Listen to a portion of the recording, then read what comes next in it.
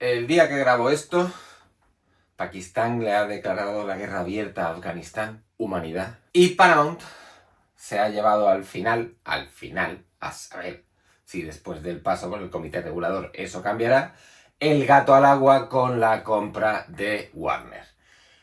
Adelantando por la izquierda a Netflix, haciendo las delicias del señor Trump, porque es lo que el señor Trump quería. Y en lo que a nosotros nos concierne esa operación, bueno, pues no sé.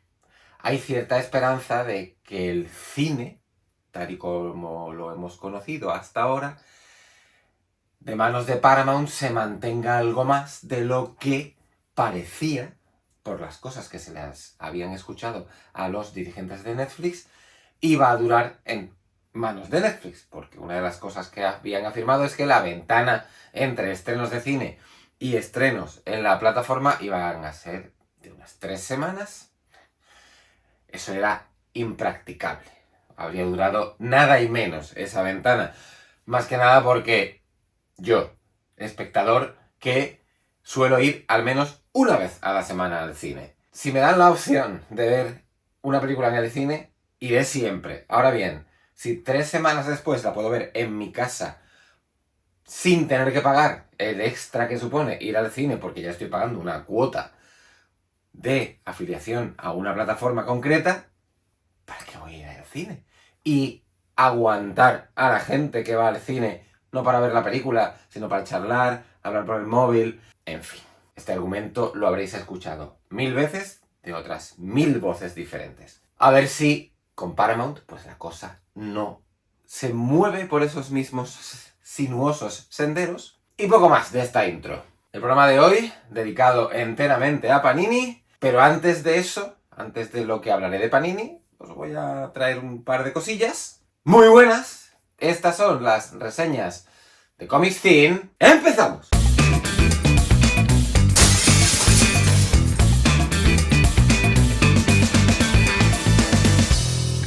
Y no, el par de cosillas que os voy a traer no son de Comics Bagel. Eso será la semana que viene, que tengo por ahí ya algo muy bonito preparado que nos han hecho llegar los chicos de Comics Bagel hace nada, escasos días. No, lo que os traigo hoy es otra de esas recomendaciones de material no publicado aquí en España, que es doble porque atañe al mismo autor. Una de ellas es la que me ha llevado a pensar en recomendaros, y unido a esa os traigo la obra anterior. Para dejar de ser tan críptico, el autor al que estoy haciendo referencia es Jesse Lonergan, un artista estadounidense del que creo no se ha publicado todavía nada en España.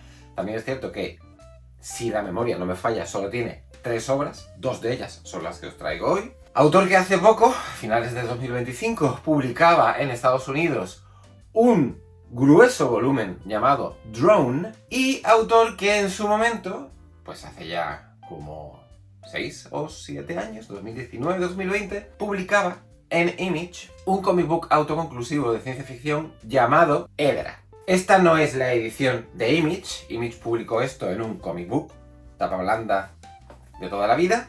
Esta es la edición que en 2025, o sea, el año pasado, publicaba en Francia Humanoides Asociados. Y me diréis, jo, Sergio, ¿ya estás con los TVOs en francés? No, porque hay una pequeña apreciación con respecto a esto que habrá que matizar ahora cuando llegue a Drone.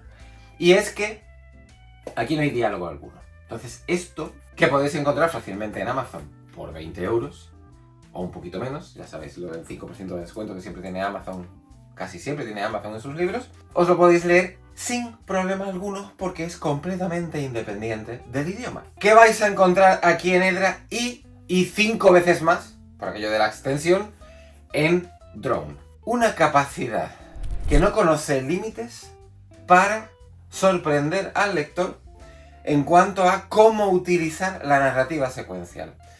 Lo que hace aquí Jesse Lonergan, y cogiendo esta apuesta le suelta un órdago al lector con Drone, es reinventar hasta cierto punto los artilugios y los mecanismos internos de la narrativa secuencial para ofrecer páginas que tú las estás mirando y dices, es que no había visto esto en mi vida. Es difícil de definir. A ver, si nos ciñéramos exclusivamente a su capacidad de dibujar, por ejemplo, figuras humanas, no es Jesse Lonergan el mejor dibujante del planeta, es un tío muy efectivo, pero es que lo que hace con la página, el tío, al menos por lo que uno saca de la lectura de esto y de la lectura de Drone, es un amante empedernido de la geometría recta, euclidiana y de la geometría curva. Y combinando ambas, empieza a hacer unas composiciones de páginas en las que una curva de repente indica una trayectoria de algo que se está moviendo, pero no responde al sentido de lectura occidental de izquierda a derecha y de arriba a abajo.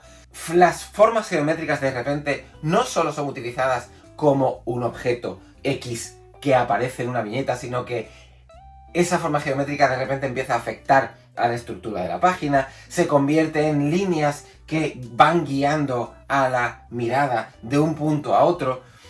Ya os digo, si no lo leéis, si no lo veis, y bueno, ahí os ofrezco unas cuantas paginillas, es difícil de definir lo que uno se puede encontrar aquí. El relato en sí, el relato de Edra, no es un dechado de excelsa virtud en cuanto a originalidad, pero tal como está contado, a mí, cuando me lo encontré, pues eso hará 6 años, me voló la cabeza. Y de hecho, si mal no recuerdo, fue una de las lecturas que incluí en el resumen de lo mejor del año que aquel 2020 o 2019 hice en Fancueva. Pero ahí se quedó la cosa. No supe nada más de Jesse Lonergan. Me he pegado 6 años de cuando en cuando intentando conseguir ese comic book. Algo bastante complicado a este lado del océano. Es verdad que tengo un amigo que trabaja en Nueva York y le podría haber dicho que me lo buscara, pero bueno, cosas. Y bueno, a finales de 2025, por fin, una editorial europea se animó a publicarlo en un formato enorme. Esto es algo más grande que un álbum europeo normal porque no entra en una Kallax, y un álbum europeo normal sí entra en una Kallax. Y hete aquí que, celebrando haber encontrado por fin una edición de este Edra en formato físico, de repente se me cruza el Drone. Y como digo, Drone quintuplica la apuesta de Edra. Edra tiene como unas 60 páginas, Drone tiene como unas 300 y pico. El formato, al menos el que cabe encontrar por ahí, yo todavía no lo tengo físico, este sí se lo he encargado a mi amigo de Nueva York, porque decía, hay un matiz de diferenciador entre Edra y Drone. Y es que Drone sí tiene alguna que otra página con diálogos. Y me diréis, bueno, ¿y qué pasa? Bueno, pues lo que pasa es que hay una edición disponible en francés, pero ya sabéis de mí, esto de el cómic está escrito en inglés, tengo que tenerlo en inglés, mi toque. Me lo podría haber comprado perfectamente en francés. Hay un añadido más a eso, la edición en francés, que es el mismo tamaño, es un tamaño recortado como los que publican normalmente Astiberri, creo que es ese tamaño. Pues la edición en francés es en tapa blanda, la edición en inglés es en tapa dura. Y también sabéis de mi enorme predilección por los cómics en cartoné. Así que bueno, espero que este amigo mío me lo pueda encontrar. Drone es eso, un órdago de Jesse Lonergan bajo los parámetros de su estilo. Y todo eso que cabía encontrar en un momento dado en Edra, en Drone se convierte en algo espectacular a niveles que yo creo que jamás habréis visto nunca en ningún TVO. Considerando incluso las apuestas más extravagantes o más locas. Estoy pensando, por ejemplo, en Chris Ware y su forma de entender el lenguaje del cómic. Lo supera. Bueno, quizás no lo supera. Dejémoslo en que se mueven similares términos a los de Chris Ware, pero en otro ámbito muy diferente. La historia de Drone, al estar extendida durante 300 y pico de páginas, está bastante más trabajada. No deja de ser la eterna lucha entre el bien y el mal. Hay unos dioses por ahí en medio, hay una vida que se crea, parece como una especie de reinterpretación de la Biblia hasta que deja de serlo, porque es un relato de ciencia ficción y fantasía. Y ya os digo, el ir pasando las páginas, ir encontrándote, ¿qué te digo yo? De repente una calle, que ya no es ortogonal, es oblicua, se convierte en la cuerda de una polea que están utilizando algunos de los personajes para levantar un cubo de un pozo. Y la polea forma parte intrínseca de lo que está pasando no solo dentro de una viñeta, sino en la estructura de las viñetas. Es algo loquísimo lo que es capaz de hacer este hombre. Estoy convencido de que a lo largo de este año, cuando ya empiecen a saberse premios y demás, Drone, he dicho Drone y es Drone, con M. Drone va a terminar acaparando premios allí por donde pase, igual que le pasó a Edra, que si mal no recuerdo, no sé si estuvo nominado o incluso ganó algún Eisner, o algún Eagle, o algún Harvey. No me acuerdo, no lo he mirado, pero algún premio se llevó. A Drone le va a pasar lo mismo. Os lo recomiendo, sin reservas. Edición, la estadounidense, no la vais a encontrar desde aquí, a no ser que tiréis de eBay, que es el único sitio en el que en algún momento dado, buscándola, la he encontrado. ¿No os importa el francés? A ver, lo que tiene de diálogos es poco, muy poco. De las 300 páginas a lo mejor tiene 30 de diálogos y son diálogos muy cortitos. Que no, francés no me entiendo con el francés. Bueno, edición digital, que es como yo me la he leído, y lo vais a flipar. Lo vais a flipar. Y tras esta doble recomendación, me voy directamente a la enjundia del programa, que ya os decía antes de la intro, está dedicado íntegramente a Panini. Con 10 títulos, con una mayoría, 7 de los 10, que se mueven más o menos en la misma mediocridad, y con 3 títulos que destacan muchísimo por encima del resto. Lo dije, creo, cuando comenté hace 2 o 3 semanas la edición absoluta de La muerte de Superman. Creo que dije que Dan Jurgens jamás ha sido santo de mi devoción. No lo fue en los 90, cuando uno era un adolescente impresionable que empezaba a moverse en este mundillo. Y, hombre, el estilo de Dan Jurgens era muy espectacular y tal.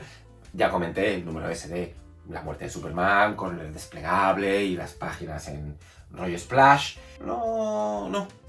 Jurgens nunca me terminó de convencer. Y no lo hizo entonces y no lo hizo en los 30 años que han pasado desde entonces con nada que le haya leído. Encontrármelo ahora, al guión, cuando el guión nunca ha sido su fuerte, de este Batman The First Knight, una tremenda nadería.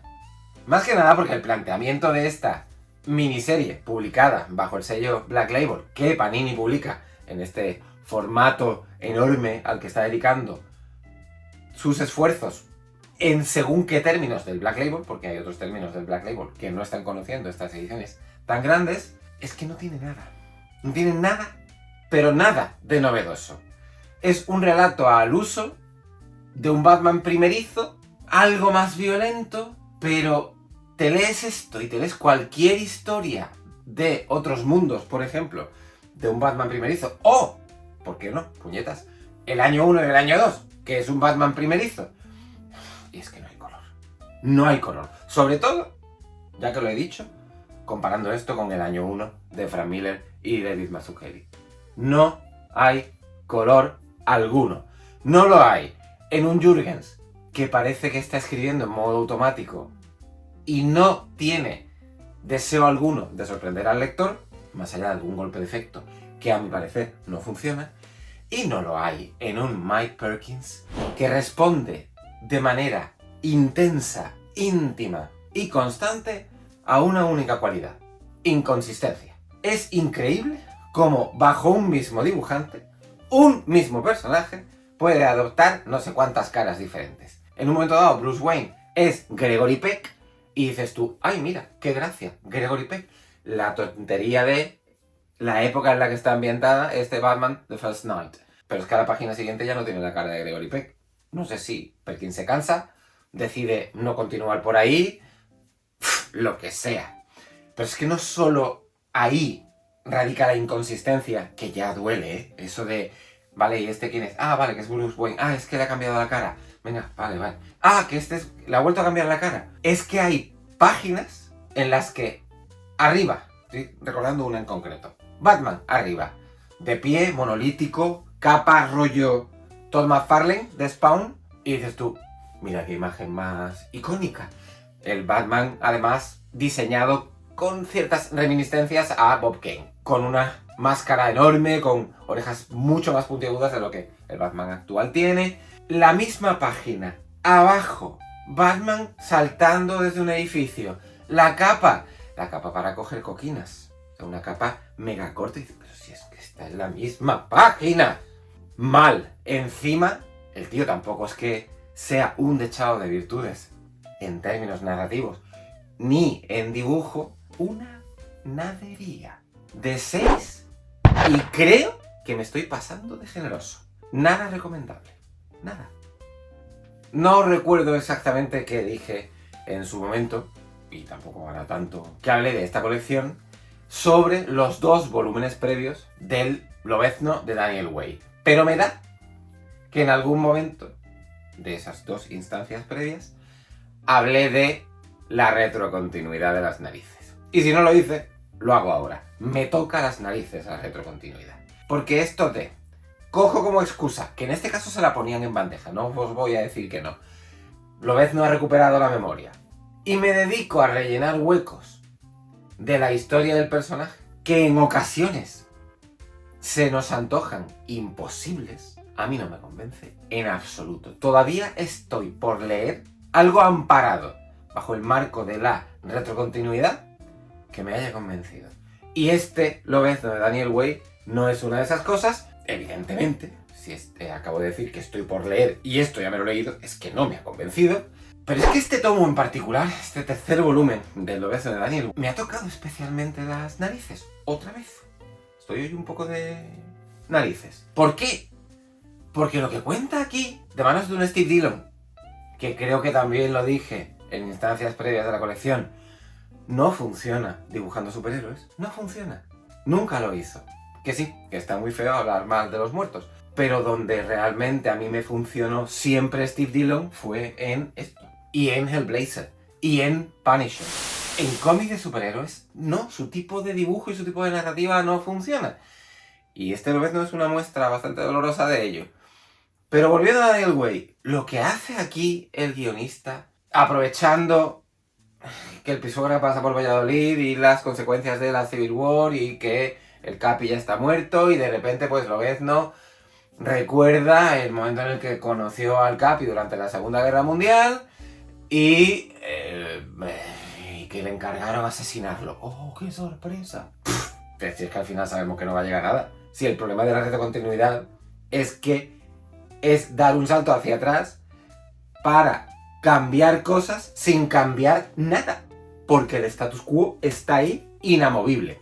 Y va a ser la primera, pero no la última vez que voy a hablar del status quo hoy probablemente. Y esa entelequia inamovible bajo la cual se rigen los destinos de todos los personajes del universo Marvel, bueno, y del universo DC también, no nos vamos a llevar a engaño, al final hace que esto sea una tonta. Que no lleva a nada. No lleva a nada ni lo que hace en la gran mayoría este tercer volumen, que es eso, Lobezno y el Capi. Y no lleva nada después cuando hace aparición Daken. La serie se vuelve incluso menos interesante cuando pasa eso, que es el tramo final o el tercio final de la lectura. El baile de dibujantes ahí comienza a ser considerablemente molesto, sobre todo cuando de repente aparece un Deodato y sus maneras, que ya os dije que han dejado de parecerme atractivas, pero por ahí también tenemos a Yannick Paquet, a Henry Clayton, a Scott Eaton, a Tommy Lee Edwards, un baile de dibujantes, todos en torno a el enfrentamiento, no sé si enésimo, porque no conozco la trayectoria completa de Lobezno, con Cyber, aquel villano, no sé si se inventó Peter David, ¿puede ser? Creo que sí, en aquel Lobezno que guionizaba Peter David y dibujó Sam Kies, que Panini publicó de nuevo en el formato de novelas gráficas a la cosa de 1 año y medio, una cosa así.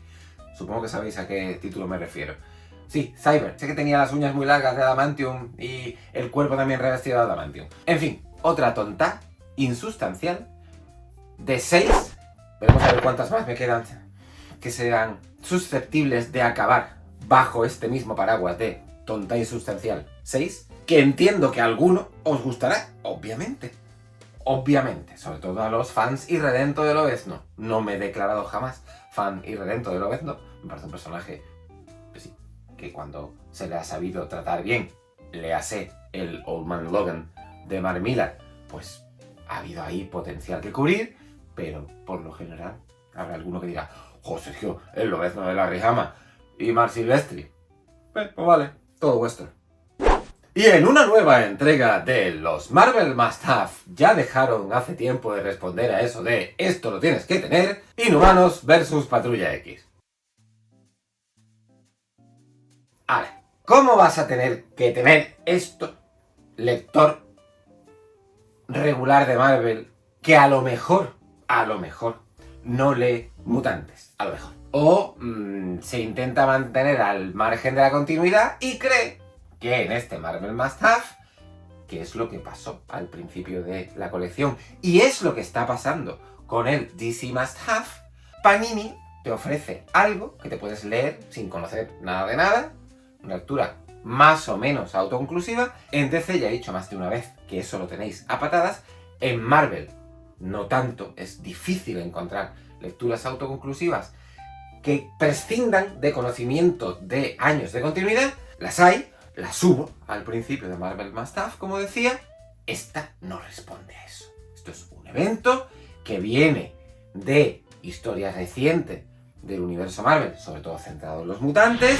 Aquí la cosa arranca con que la bestia de repente descubre que a los mutantes les quedan no sé cuántos días de vida antes de que las nieblas terrigénicas, las de los inhumanos, los aniquilen.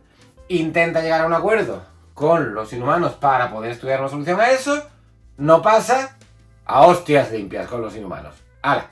Ahí tenéis resumido Inhumanos versus Patrulla X. No hay más. Salvo que, obviamente, la cosa se soluciona. Claro, si no, no habría ahora tantas colecciones de mutantes como Marvel publica al cabo del mes. Trato oscuro. Es que no puedo. Mira que lo intento, que le echo voluntad, que me sigo leyendo cómics de superhéroes, tanto de una editorial como de otra. Me convence infinitamente más lo que está haciendo DC ahora mismo. Pero de vez en cuando el chocarte de frente con el indefectible hecho de que todo va a cambiar para que no cambie nada a largo plazo, es que le toca a uno mucho las narices. De nuevo, tercera ocasión. Es más, sacando los pies del tiesto y yéndome por la tangente, me voy a leer Armageddon. Lo dije en el directo en el que hablamos de Armageddon, David y yo. Me creo eso de lo que vamos a hacer aquí jamás se ha hecho en el universo Marvel. Esto va a cambiar por completo la estructura de nuestro panorama editorial. El movimiento que vamos a ejecutar aquí no tiene parangón y podríamos equipararlo a lo que supuso Vengadores Desunidos en su momento. Seriously, soy una persona algo cínica, pero sobre todo pragmática. Cuando me lo lea, me lo creeré. Que lo mismo lo flipo, ¿eh? Sabéis que Zdarsky, porque lo he dicho ya en más de una ocasión, me encanta como guionista. Oye, lo mismo trae un movimiento que convulsiona por completo la estructura misma de Marvel. Lo dudo. No he hablado del dibujo. A ver, Lenny Francis Yu, Rafa Garrón. Ambos muy correctos. ¿Por qué un evento que solo tiene 6 puñeteros números no se pone en manos de un único dibujante? Mirad, esto es chocarse de frente contra una pared para nada. Así es como se hacen las cosas en el universo Marvel y en el universo DC, aunque DC esté cuidando bastante más eso en los últimos tiempos. Y si es algo que no os molesta porque os gusta Lenny Francis Yu y os gusta Rafael Garrón, oye, pues para adelante. ¿Qué os molesta como a mí? Nada. O no os leáis este Marvel Must Have, que es de 6,5, o si os lo leéis, pues hacéis un poquito de tripas corazón y pasáis por alto el que del dibujo de Lenny Francis Yu al de Garrón, que hay un mundo, es lo que hay. Ya está, es lo que hay. ¿Te lo comes o no te lo comes? Voy a hacer algo que no he hecho hasta ahora. ¿Por qué? Pues porque la relectura de este primer volumen del Green Arrow del amanecer de DC me ha dejado las mismas impresiones que le dejó a mi yo de hace 80 y tantos programas. Así que, ¿para qué molestarme cuando os puedo dejar con mi yo de hace eso, 80 y tantos programas? Sergio, todo tuyo. El Green Arrow, este primer tomo en formato Premier, tapadura finito, con el que DC empieza a recopilar la etapa de Joshua Williamson del amanecer de DC con Green Arrow. Green Arrow es un personaje que me ha interesado a intervalos. Me leí en su momento lo que hicieron Roy Thomas y Neil Adams, obviamente. Me leí en su momento el Year One de Andy Deagle y Jock, bien. Me leí hace poco, recuperándolo cuando DC lo publicaba, el Green Arrow de Kevin Smith y Phil Hester, bien. Y creo que lo que más me ha gustado de todo lo que he leído del personaje de Oliver Queen es lo que hicieron cuando el Rebirth. Sobre todo por el dibujo de Ferreira, que es un autor que me flipa. Pasamos a este Green Arrow del amanecer de DC que guioniza Joshua Williamson y dibuja en su gran mayoría Shawn Izaakse. Por ahí andan también Phil Hester y un muy venido a menos Trevor Hairsine, que tiene 4 o 5 páginas finales. Me vais a permitir el término de mierda. Perdón. Y bueno, ¿mi silencio está diciendo algo? ¿Puedo ser más expresivo? A ver, entretenida. Es una colección entretenida. Tenemos ahí a un Green Arrow perdido en el tiempo, que además, a causa de las consecuencias del Dark Crisis, de la última crisis previa a este amanecer de DC. Y bueno, pues por un lado está él, por otro lado está su familia, Arsenal, Speedy, Arsenal, perdón. Está Canario Negro, más de personajes. Hay un villano en la sombra que, sorpresa, se trata de uno de la galería recurrente de Green Arrow. De hecho, si estáis pensando en un villano en concreto de la galería de Green Arrow, probablemente acertéis, porque en fin, tampoco Williamson se va de locos en cuanto a innovación con respecto a ese villano del que tira. Pero bueno, es un tío que funciona muy bien y sobre todo lo hace porque el dibujo de Shawn Izaakse es una gozada. El tío dibuja lo que le da la gana y como le da la gana. No es que lo haga todo bien, no es de estos dibujantes como Pepe Larraz o quien decíamos hace poco, Jorge Jiménez, que es que lo hace todo bien. No, pero es un dibujante muy efectivo. Ya podíamos comprobar eso cuando leímos Los Cuatro Fantásticos Toda una Vida, que nos pareció una gozada. No está a la altura este Green Arrow de ese Los Cuatro Fantásticos Toda una Vida, pero aún así, muy buen dibujo. La inclusión de Phil Hester, pues, en unas pocas páginas que chocan mucho con lo que Izaakse ha desarrollado. Al final, un TVO de 6,5 que entretiene y poco más. Poco más que añadir a lo que dije en su momento. Quizás, que la nota a lo mejor le subiría medio puntillo. Pero vamos, tampoco creo que sea una subida lo suficientemente sustancial como para que de repente mi idea en torno a este Green Arrow haya cambiado. No digo más. A ver, siguiente. David habló de ella hace ya casi 2 años, creo, y si mal no recuerdo, no la puso muy bien. Yo la sigo cubriendo a golpe de nuevo Marvel Deluxe y cada nuevo Marvel Deluxe me acerca de manera inexorable a lo que David opinó sobre la etapa de Jason Aaron en Los Vengadores. Una etapa que probablemente tenga sus fans, pero soy muy consciente de que tiene muchos detractores. Cerrada esa etapa, Marvel tiene que seguir avanzando, obviamente, y coge a un nuevo guionista para ponerlo al frente de los héroes más poderosos de la Tierra. ¿A quién? A Jed MacKay, al que últimamente no paran de caerle encargos en la Casa de las Ideas. Es la primera vez que al menos yo hablo de Jed MacKay, probablemente no será la última que hable de Jed MacKay, no porque, basándome en el limitado interés que ha despertado este primer volumen de Los Vengadores de Jed MacKay en servidor, lo mismo sigo leyéndola, sino porque, bueno, por ahí estará el Doctor Extraño en breve y más cosas que tendrán que llegar. ¿Y qué hace MacKay para que esto resulte relativamente interesante? Pues lo que han hecho, os diría que la práctica totalidad de guionistas, cada vez que se asoman a una nueva colección y dicen, ¿qué hago? ¿Cómo capto la atención de los lectores? Herramienta fundamental para conseguir eso: coger a un villano de los de la inmensa galería de villanos del universo Marvel, que haga tiempo que no aparece por aquí, o que en la última década tenga alguna relación con lo que se está viendo en la gran pantalla.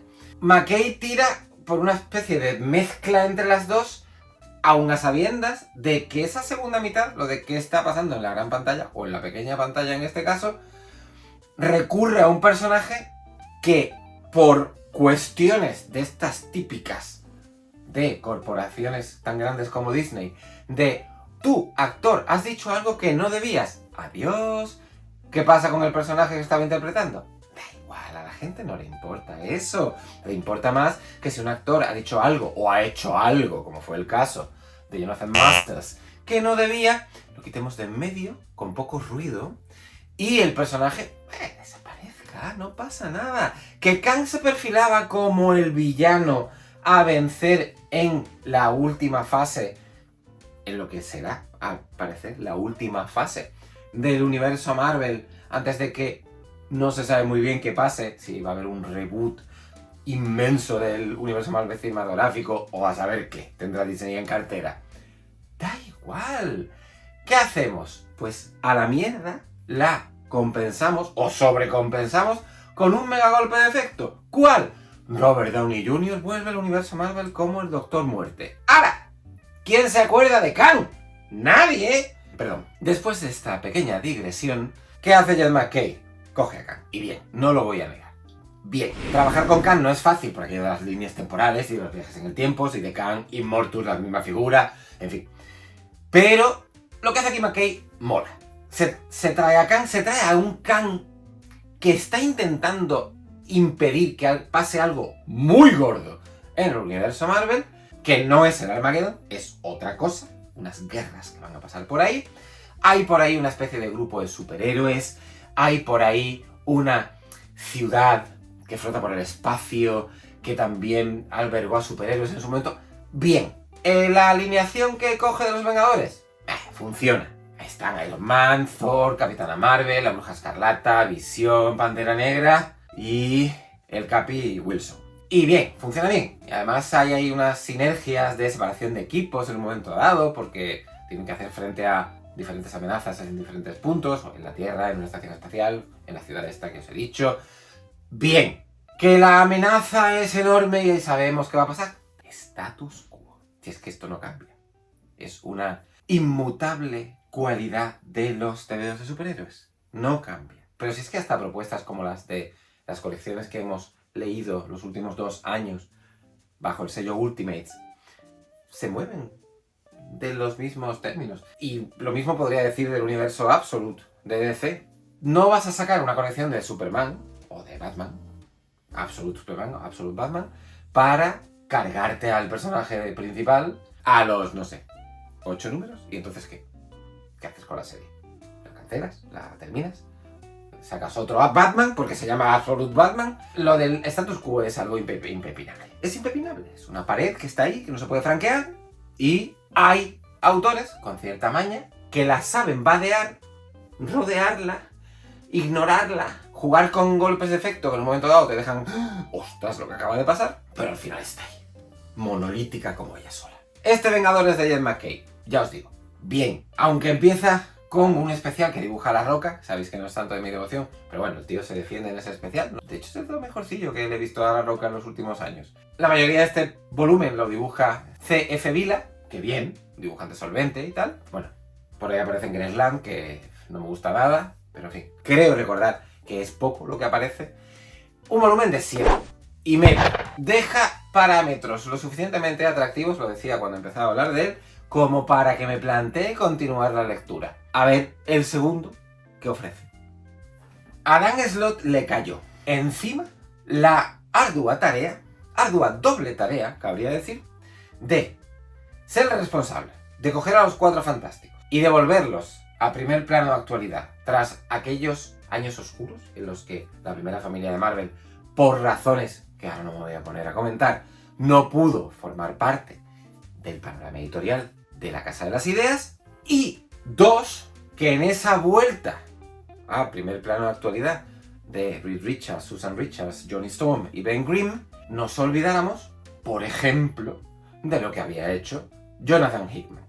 Nos olvidáramos entre comillas, o sea, superar en ciertos sentidos lo que el anterior guionista de la colección había hecho en la colección. Y lo que había hecho Jonathan Hickman, ya hablaremos en otro momento de lo que hizo Jonathan Hickman con los Cuatro Fantásticos. Con este cuarto Marvel Deluxe que Panini dedica a la etapa de Dan Slott, volumen de cierre de la etapa de Dan Slott, si hay algo que se demuestra es que no lo conseguí. Te lees los más o menos 48 números, contando con los especiales y tal, que Dan Slott ha escrito para Cuatro Fantásticos y te entretienes, sin duda. Que la colección va de más a menos y después sube tímidamente encarando este tramo final, correcto, también.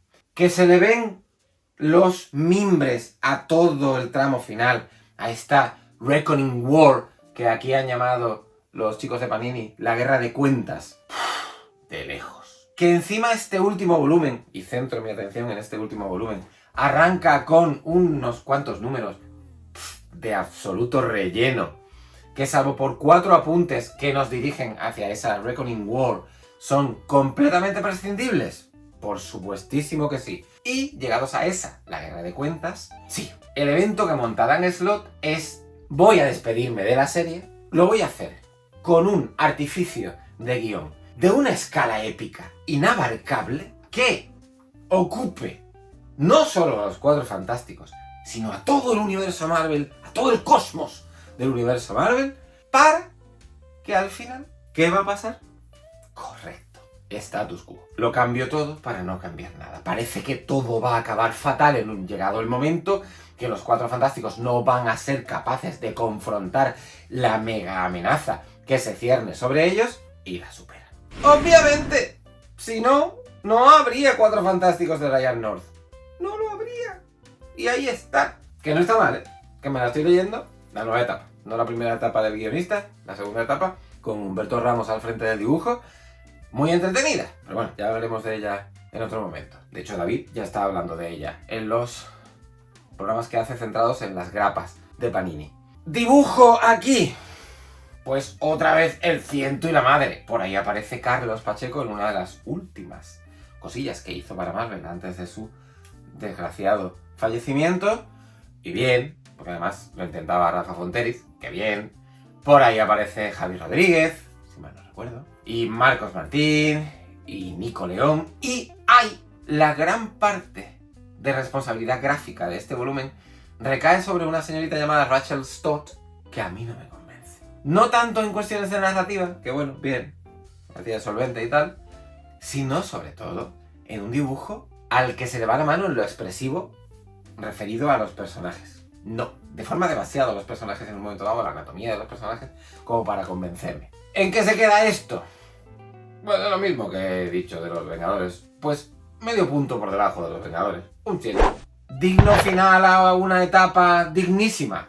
Pues no, ya lo he dicho. Si es que lo de los Cuatro Fantásticos de Dan Slott se ha movido más o menos en los mismos términos, salvo, ya os digo, el comienzo. El comienzo estuvo muy bien. Con Sara Pichelli el dibujo, sorprendió. A mí me sorprendió. Pero después quedó diluido cada vez más en un enorme lago de inanez y pues, ahí más o menos es donde cabría encajar a este último volumen. Bueno, vamos a volver al universo DC, que ya he hablado suficiente del universo Marvel, ¿no? Que volveré. Pero vamos ahora a cambiar el foco. He dicho en más de una ocasión, cuando me he referido a él, que lo que hace Tom Taylor me encanta. Pero me funciona cuando el guionista ha cogido ideas como las que terminaron eclosionando en el Injustice o en el Deceased. Esto es, al margen de continuidad, no sujeto al status quo. No hay mejores ejemplos de lo que la no sujeción al status quo suponen tanto Injustice como Deceased. Ahí no hay nada que perder. Si me tengo que cargar a un personaje, lo mato. Y punto. Y continúo.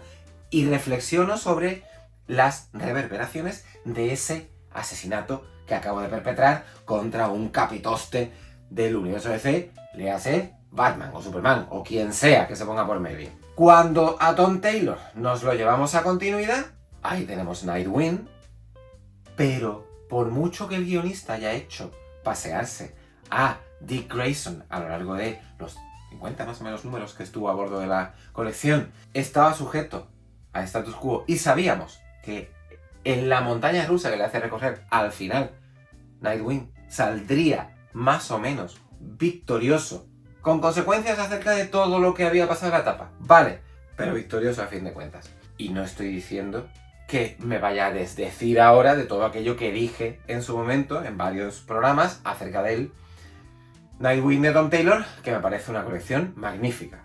No me desdigo. Trayéndolo a los Titanes, que es de la colección que me ocupo ahora mismo, y a este evento que fue el Beast World, pues lo bueno, pues de nuevo otra vez.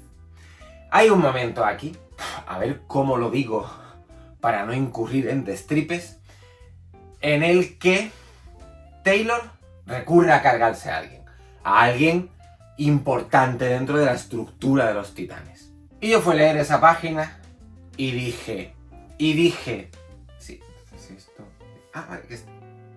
Sí, el personaje no ha muerto, efectivamente, no moría. No puedo decir más, creo que ya demasiado strip estoy haciendo con esto que acabo de comentar. ¿El evento está bien? Bueno, hubiera estado mejor si lo hubiera dibujado Ivan Reis en su totalidad, pero no es así.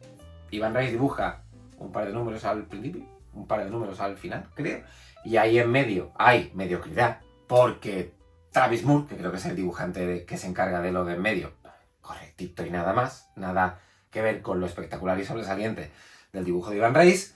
Todo lo que pasa aquí es previo al Absolute Power. Tenéis que tener eso en cuenta, sobre todo en lo relativo a un personaje, al de Amanda Waller, porque vais a decir, pero, perdón, ¿dónde sitúo esto temporalmente? Bueno, pues yo lo acabo de hacer por vosotros. Antes del Absolute Power y de todo lo que pasa en torno a Amanda Waller en el Absolute Power. ¿Pasan cosas chulas? Sí, no os voy a decir que no. La idea de fondo del Beast World, que en un momento dado hay unas esporas, que no os voy a decir qué origen tienen, que se meten en los superhéroes y los convierten en animales, y bueno, se meten también en los humanos y los convierten en animales, y de repente pues Batman es un lobo, y... Sí, pero si es que sabemos que en el momento en el que está pasando eso, hay tantas páginas después, Taylor se las va a apañar para deshacerlo. De cajón, o Batman sigue siendo un lobo. No.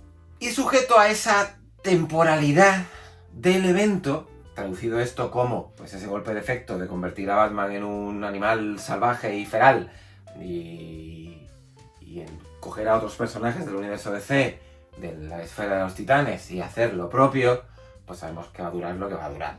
Ya está, cuando termine el evento todo volverá más o menos a su cauce, con algunas repercusiones en los personajes que tampoco entrañan tantísima relevancia. Lectura de 7, otra vez, muy entretenida, que no os digo que no, pero yo ya necesito algo más. Yo necesito lo que me encuentro en otras latitudes del universo DC, como por ejemplo lo que Jeremy Adams lleva haciendo desde que cogió la serie con Green Lantern. Muy bien, señor Adams, muy bien.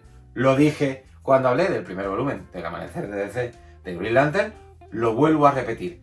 Y no me acuerdo de lo que dije palabra por palabra, pero me da que podría tirar ahora mismo del recurso del que he echado mano antes, al dejaros con mi yo pasado, rescatar las impresiones que dejó el Green Lantern en su momento, hace unos cuantos meses, y no me estaría desviando ni lo más mínimo. De hecho, no voy a dejaros con mi yo pasado, pero os dejo aquí el enlace a ese programa en el que hablé de Green Lantern, y cuando termine de decir lo que termine de decir aquí, podéis ir ahí y ver si esto que acabo de afirmar de me he separado muy poco es verdad o no.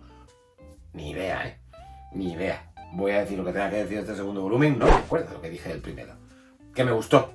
Eso lo tengo claro. Que le di un 8. A lo mejor incluso un 8,5. Que es lo mismo que le doy a este, entre 8 y 8,5. Vamos a dejarlo en 8,5. Para que yo tenga algo más bonita y más alta. Que la serie, cuando está en manos de Amalkai Nahuelpan, no. Pero claro, cuando está en manos de Shermánico, lo que hace el madrileño es fantasía. Pero vamos, fantasía de la más loca. Es que este tío es increíble cómo dibuja y cómo narra. Y encima, claro, en el agravio comparativo con el artista con el que le toca compartir grueso de volumen, hay un claro vencedor. ¿Que lo que hace Jeremy Adams funciona mejor en manos de su hermano? Pues bueno, sí, ya está, una obviedad derivada de lo que acabo de afirmar. ¿Que la historia que está construyendo Jeremy Adams funciona? Joder, funciona de escándalo. ¿Por qué? Pues me da que el motivo fundamental es que el señor Adams ha entendido que lo que mejor funciona con Green Lantern, él no lo va a inventar. Porque eso ya lo hizo Geoff Johns.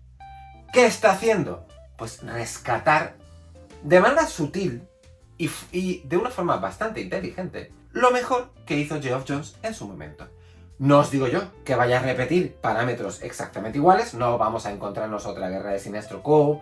u otro Blackest Night, pero establecido el universo de Green Lantern a través de los diferentes colores de diferentes anillos y diferentes Co, tirar de ellos a uno, si ha leído el Green Lantern de Geoff Johns, como es mi caso, le retrotrae inmediatamente a aquellos mejores momentos de la serie que conoció Hal Jordan con Johns al mando, y claro, es que la conexión es inmediata. Que llegado el momento, ese sustrato quizás no sería suficiente como para mantener el interés del lector, pues ahí entra Adams. Ahí entra Adams en exclusiva, no el Adams que recoge el testigo de Johns. Y hay aquí ideas muy interesantes, lamentablemente, más allá de lo que está haciendo con Carol, por ejemplo, o del mega enemigo que se está montando aquí, no puedo comentar mucho más que nada porque es el segundo volumen. Y habrá muchos más por venir. Pero ya os digo, sin reservas os recomiendo esta colección, ahora que Panini solo lleva publicados 2 volúmenes de esto que es anterior todavía al Absolute Power, tendrá que venir en breve lo correspondiente al All In. No estoy siguiendo la serie en su cadencia mensual de publicación estadounidense porque, creo que lo dije cuando hablé del primer volumen, no me acerqué a ella en su momento cuando se publicó este Green Lantern en el Dawn of DC. Me da igual, lo estoy leyendo ahora y seguiré leyéndolo de manos de Panini conforme vayan publicando los siguientes premiers. ¡Magnífico! Y por fin puedo utilizar este apelativo en un programa que hasta ahora se había visto arrastrado por una tremenda corriente de mediocridad. Vuelvo al universo Marvel antes de regresar para cerrar al universo DC. Y lo hago, tanto en uno como en otro, con tangencias de ambos universos. ¿Cuál es la tangencia del universo Marvel a la que voy a hacer referencia ahora? La edición no en grapa, que ya la ha cubierto David, sino en Premiere del Ultimate Spider-Man. Serie con la que arrancaba este universo Ultimate renovado, amparado por Jonathan Hickman. Universo que ha durado 2 años y se sabía, porque en la concepción que Hickman hace de este universo Ultimate había una trampa inicial, y era que un personaje, el The Maker, el creador, la versión alternativa de Reed Richards, esa que tiene un casco y tal deformado, había creado una especie de realidad alternativa y se sabía que esa realidad iba a explotar a los 2 años.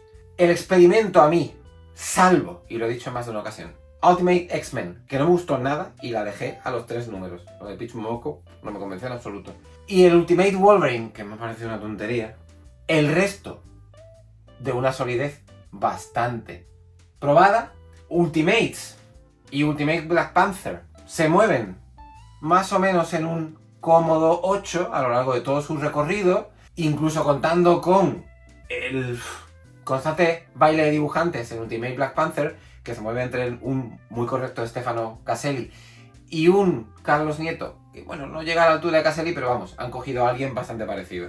Y a la cabeza de todo, la serie con la que esto empezó, no con la que ha terminado, porque aunque en Estados Unidos ya ha aparecido el número 24 de Ultimate Spider-Man, el universo Ultimate va a terminar con el Ultimate Endgame, con el último número de Ultimate Endgame. Decía hace unas semanas, creo recordar, que ya hay rumores por ahí de que va a haber un reboot de esto. No podéis dejar las cosas tal y como están, tal y como son. 24 números, 3 series, si queréis, porque el Ultimate Wolverine no hace falta leérselo, si no queréis el Ultimate X-Men no hace falta leérselo. Podéis centraros en Ultimate Spider-Man, Ultimates, Ultimate Black Panther. Leed los varios especiales que han salido por ahí, el de Ultimate Universe 2 Years In, el de Ultimate Hawkeye. Podéis prescindir del Ultimate Incursion porque una chorrada del 15. 3 series, 24 números, o sea, 72 números, un ómnibus muy gordo. Y ahí tenéis algo autocontenido, más o menos autocontenido, que encima tiene, y aterrizo en Ultimate Spider-Man, de nuevo, en una serie llamada Ultimate Spider-Man, una muestra de lo que se puede hacer con un personaje de tan longevo recorrido como el Trepamuros y hacerlo de manera original. Parte de esa originalidad es incuestionable que reside o descansa en el hecho de que cada número de Ultimate Spider-Man transcurre en un mes, en el mismo mes del año en el que se publicó. Y al siguiente número ha pasado un mes. Y Hickman se las ha apañado para que eso tenga sentido.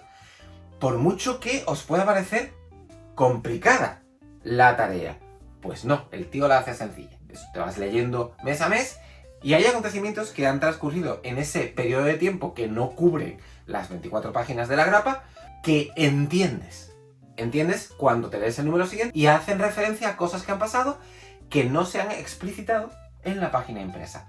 Por favor, espero que a Marvel no se le ocurra sacar un Ultimate Universe Retro Continuity o algo así y meter ahora en esos huecos que Hickman fue dejando a lo largo de los 24 números de Ultimate Spider-Man cosas que fueron pasando. No, por favor, no es necesario.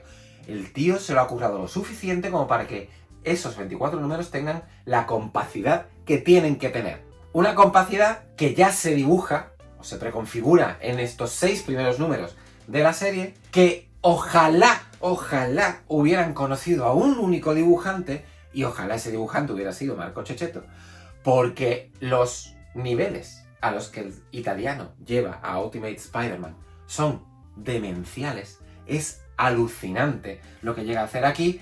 Lamentablemente sabemos que Checchetto no es un artista. A ver, no es Dan Mora. Y así me das apaño para traer a Dan Mora de nuevo por aquí. Que pueda hacer frente al ritmo de publicación mensual y Marvel pues tira de filler. Y el filler del que tira un tal David Messina, otro italiano, no está a la altura. Es mucho más simple en su concepción del dibujo, más simple en la narrativa secuencial. No está a la altura.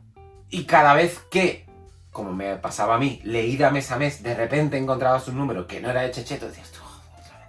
Bien es cierto que, supongo que Hickman, sabiendo eso, los números que no recaen en la responsabilidad de Checchetto a los lápices, casi resultan como complementos de lo que está pasando.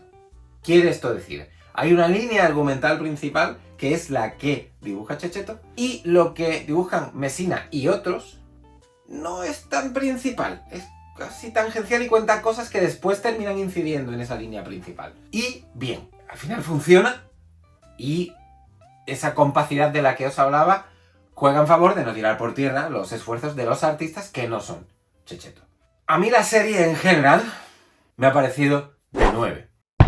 La sorpresa inicial de encontrarme con un universo Ultimate de nuevo y que además Hickman fuera el encargado con todas las cosillas de Hickman, con ese gusto por las páginas en blanco, por las páginas con la ficha de los personajes que van a aparecer, con... No hay aquí esas típicas páginas de texto con simbología tan propias del autor, tan propias de lo que vimos, por ejemplo, en la larga y fecunda etapa que Hickman pasó al frente de los Vengadores. No, pero uno lo abre y dices, sí, esto es un TVO de Hickman, no tiene nada que ver con otras cosas que se están publicando en el universo Marvel. Sin duda alguna. Centrada esa calificación en este primer volumen, de 9, es que creo que en ningún momento de los 4 Premier que Panini publicará con Ultimate Spider-Man, bajaré de nota. Es más, lo mismo ni siquiera me planteo seguir hablando de la serie porque conforme vaya avanzando a lo largo de esos 4 números, o los 3 que quedan, tendría que incurrir en enormes destripes acerca de lo que va pasando, y sabéis que no soy de esos, y además llegaría al final y os diría, pues es que es una serie de 9. Y no me he leído todavía el 24, ¿eh? ¿Puede que el último número arruine la percepción? Tampoco soy de esos. Soy de esas personas que creen que el viaje no puede arruinarse por la conclusión. Y es algo que hay mucha gente a la que le pesa. Que les pesa más el destino que todo el viaje, da igual lo largo y fecundo y pródigo que haya sido el viaje. No soy de esos. ¿Cuál es esa tangencia del universo DC con la que decía, al igual que he utilizado una tangencia del universo Marvel para casi rematar el programa, voy a utilizar para rematar el programa? El Otros Mundos de los Caballeros Oscuros del Acero. Hablé hace poco de los Caballeros Oscuros del Acero cuando traje aquí Los Caballeros Oscuros del Acero Invierno Eterno. De hecho, le daría un pequeño tirón de orejas a Panini porque ¿qué prisa había por publicar el Caballeros Oscuros del Acero Invierno Eterno, que es un spin-off que necesita del apoyo del Caballeros Oscuros de Acero para poderse entender, y no haber publicado primero este volumen que os traigo hoy? ¿Qué prisa había? Chicos, si las cosas se publican en cierto orden en Estados Unidos, intentad respetarlo, que lo hacéis en un 99,99999% del vuestro catálogo. Pero estos ejemplos, que suponen eso, el 0,0001%, no se entienden. Quitando eso, Caballeros Oscuros de Acero supuso una de las mejores lecturas que hice del universo DC cuando fue publicada en su momento en Estados Unidos. Me parece un modélico ejemplo de lo que se puede hacer dentro de los otros mundos. Que esto además sirviera como vehículo para el regreso de los otros mundos era un golpe de autoridad sobre la mesa por parte de DC en torno a empezamos aquí, imaginad a dónde vamos a llegar. Empezaron ahí. Todavía ese imaginar a dónde vamos a llegar no lo he visto, porque lo que ha habido de otros mundos después de este Caballeros Oscuros de Acero, primero, no ha sido mucho, y segundo, lo poco que ha sido, no ha conseguido superar las impresiones que dejó esto en servidor. Al guión volvemos a tener, por segunda vez en este programa, a Tom Taylor, y decía antes, Tom Taylor, cuando no está sujeto a la continuidad, encuentra la mejor versión de sí mismo. Otros mundos, no hay continuidad. Hagamos lo que me dé la gana. Uy, la fe mía que funciona muy bien lo que a Tom Taylor le da la gana. ¿Cuál es la premisa de partida de esto? Superman, porque siempre tiene que partir la cosa de Superman, aterriza en la Edad Media. Y a raíz de eso, se inaugura una era superheroica en una Edad Media bajo las circunstancias de la Edad Media, brujería y tal. Los superhéroes no son considerados seres celestiales, son considerados brujos demoníacos contra los que hay que luchar y acabar. Eso trufado de 1000 ideas más, porque hay un reino, hay otro reino que también perpetualiza. Hay personajes del universo DC que normalmente a lo mejor no asociaríamos a la Liga de la Justicia. Constantine, por ejemplo, que aparecen por ahí muy bien metidos. Y si hay algo que lamentar mínimamente en torno a este Caballeros Oscuros del Acero, es lo mismo que decía acerca del Ultimate Spider-Man, que no lo dibuja Jasmine Putri en su totalidad. Que aparte del artista, que de nuevo supongo que es incapaz de acarrear el ritmo de publicación mensual de esta maxiserie de 12 números, tenemos a un Arif Prianto. Dejémoslo en que el tío lo intenta de forma denodada para estar a la altura de Putri. Lo consigue, más o menos. Dejémoslo ahí. Digamos que la serie no se resiente como si lo hace cuando David Messina hace acto de aparición en Ultimate Spider-Man. Al estar más o menos a la altura, la lectura de Caballeros Oscuros del Acero se antoja compacta.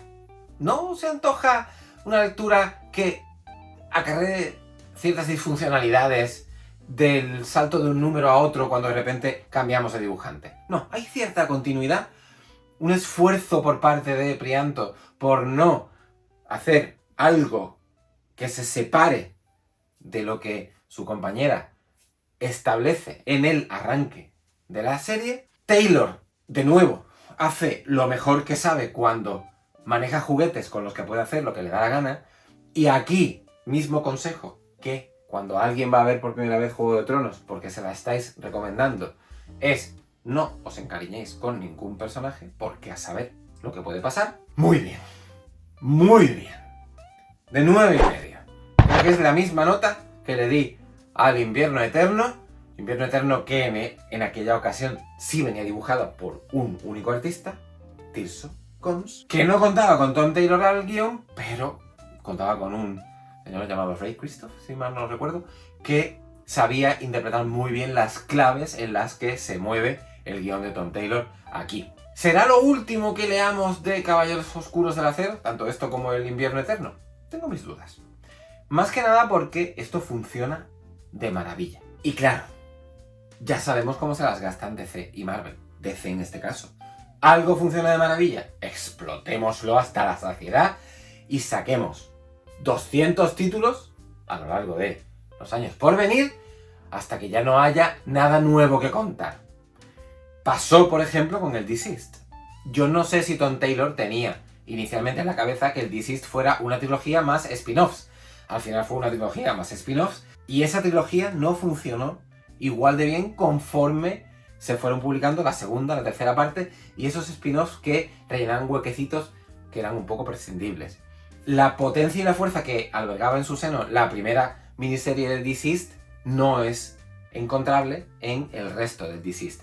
Algo parecido pasó con el Injustice. Injustice arrancó con muchísima fuerza hasta que Tom Taylor se fue, la heredaron quienes la heredaron y diluyeron el producto inicial. Si esto se cuida, y a lo mejor hay una serie más, 2 series más, de Caballeros Oscuros del Acero, podríamos estar ante el mejor Otros Mundos que se haya publicado de la Liga de la Justicia. No me voy a atrever a afirmar Otros Mundos a secas, porque hay ejemplos muy burros dentro de Otros Mundos en su anterior encarnación que suponen de los mejores títulos que ha publicado DC ever. Lo veremos en un futuro.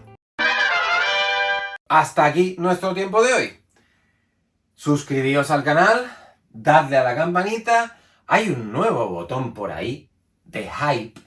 Todavía no me he enterado muy bien cómo funciona. Al parecer, al pulsarlo, dais puntos a un canal en concreto, a este canal podría ser, para colocarlo en un ranking de canales que todavía no sé muy bien cómo funciona.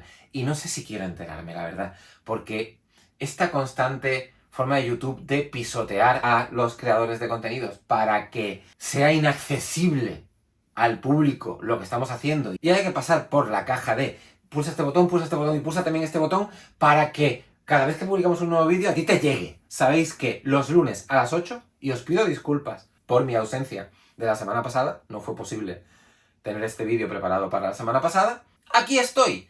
Y los viernes a las 6, ahí está David con sus cómics. ¿Que alguna semana no aparecemos? Bueno, sabéis también que cada 15 días, los viernes a las 6:30, tenéis directo con nosotros. Creo que tampoco es tan difícil de recordar. A ver, si seguís 400 canales de YouTube, evidentemente no os vais a acordar de lo de los lunes, los viernes.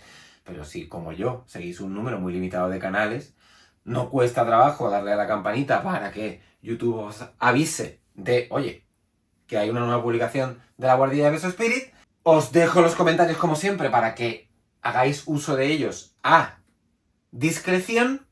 No os hago ninguna pregunta, salvo, ¿habéis leído algo de Jesse Lonergan?